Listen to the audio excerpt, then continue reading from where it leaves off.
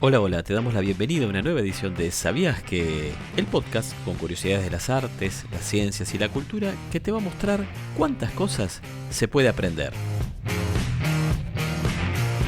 Hoy vamos a hablar de un pueblo brillante. Sí, así como escuchás, literalmente, vamos a hablar de un pueblo brillante. ¿De qué pueblo se trata? Bueno, de uno que está ubicado en Baviera, en una región de Alemania, un pueblo llamado Nördlingen, que tiene unos 20.000 habitantes y que surgió allá por la Edad Media, en una época donde Alemania era un conglomerado de señoríos, de principados, de ciudades independientes. Bueno, toda Europa en realidad en el medioevo estuvo caracterizada por esta descentralización política, por esta dispersión del poder entre señores feudales, entre príncipes. Pero el caso de Alemania fue particular, porque además duró mucho más tiempo que en el resto de Europa. Pensemos que, por ejemplo, en el siglo XVII hubo una guerra en Alemania, fue la Guerra de los 30 años, y fue peleada por innumerables príncipes y señores y ciudades de distintas zonas de Alemania, que, dicho sea de paso, recién se pudo unificar y formar un estado con una autoridad única en el siglo XIX.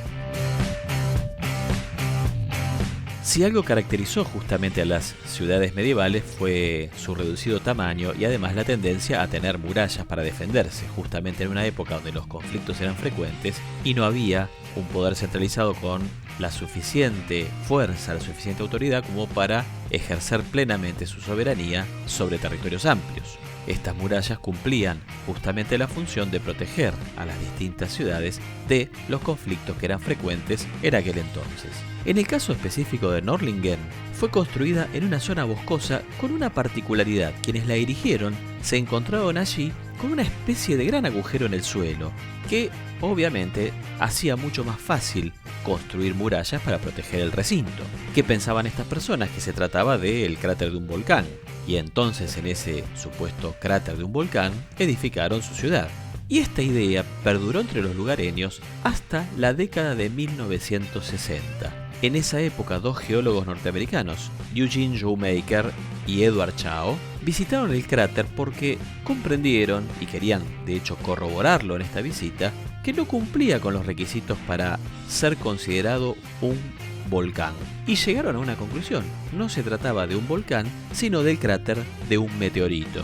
Investigaciones posteriores determinaron que se trataba de un meteorito de aproximadamente 1 kilómetro de ancho que había impactado en la zona hace unos 15 millones de años. Parece ser que la velocidad de este meteorito al momento del impacto era de unos 25 kilómetros por segundo y provocó el surgimiento de este cráter que tiene 26 kilómetros de ancho y 150 metros de profundidad. Ahora, lo más interesante y lo más curioso es qué consecuencias trajo el impacto del meteorito, porque claro, justo en esa zona había un importante depósito de grafito. El impacto del asteroide provocó una enorme elevación de la temperatura y además una fuerte presión que hizo que las burbujas de carbono que estaban en el grafito se transformaran en diamantes. Sí, tal como escuchas, diamantes de unos 0,2 milímetros de diámetro, o sea, muy pequeños, apenas visibles para el ojo humano.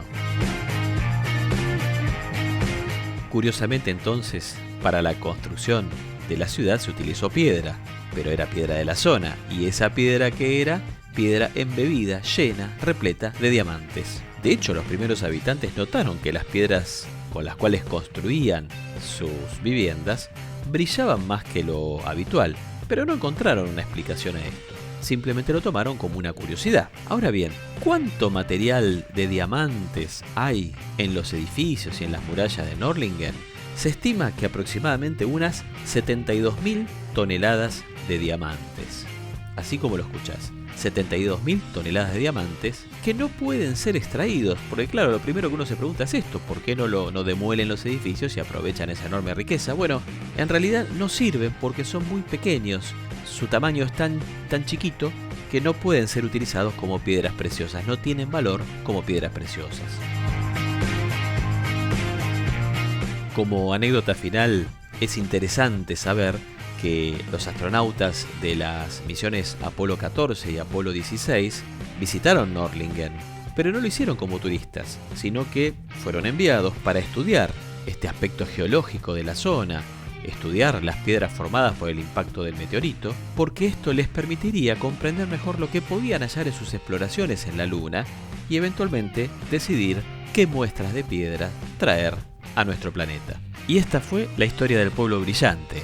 Brillante, como decíamos al principio, literalmente, es decir, esta ciudad que está edificada sobre un yacimiento de diamantes. Es más, que está edificada con diamantes de ese yacimiento. Curioso, ¿no? Una de esas maravillas que realmente nos sorprenden cuando vamos conociendo nuestro planeta. ¿Sabías todo esto? Si no lo sabías, ahora lo sabes. Te invitamos a seguir escuchando FDA Radio Web. Soy Pablo Fasari y te doy las gracias por haber escuchado esta nueva edición de ¿Sabías que? Te espero en una próxima edición. Chau, gracias.